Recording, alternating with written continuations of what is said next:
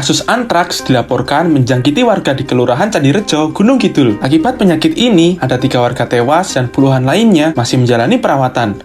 Semua berawal saat sapi milik seorang warga mati secara tiba-tiba pada tanggal 18 Juni. Sapi tersebut sempat dikubur tapi kemudian diambil lagi dan disembelih serta dagingnya dibagikan kepada masyarakat. Setelah itu, secara beruntun pada tanggal 20 dan 22 Juni, seekor kambing dan sapi milik warga juga mati secara tiba-tiba. Lagi-lagi dagingnya kemudian dibagikan kepada warga. Hingga kemudian pada tanggal 3 Juli 2023, seorang warga berinisial WP dibawa ke rumah sakit setelah mengalami gejala gatal-gatal dan bengkak. Setelah diperiksa, ternyata WP positif terkena antraks. Sehari setelahnya, WP dinyatakan meninggal dan disusul oleh 2 warga lainnya. Puluhan warga lain yang mengonsumsi daging tersebut ini juga sedang dirawat oleh tenaga ahli. Di Gunung Kidul ada kebiasaan yang dikenal dengan brandu. Ketika ada hewan ternak yang sakit maupun mati, dagingnya tetap dikonsumsi supaya pemiliknya tidak rugi. Celakanya, kebiasaan ini membuat antraks cepat menular. Antraks adalah penyakit yang disebabkan oleh bakteri yang berasal dari hewan herbivora, alias pemakan tumbuhan seperti sapi, kambing, dan domba. Hewan yang terinfeksi kemudian akan mengalami demam tinggi, kejang, sulit bernafas, hingga kemudian mati. Jika daging yang sudah terinfeksi ini dikonsumsi, apalagi tidak matang sempurna, antraks bisa menular ke manusia yang memakannya. Penyakit antraks ini pertama kali muncul di Indonesia pada tahun 1884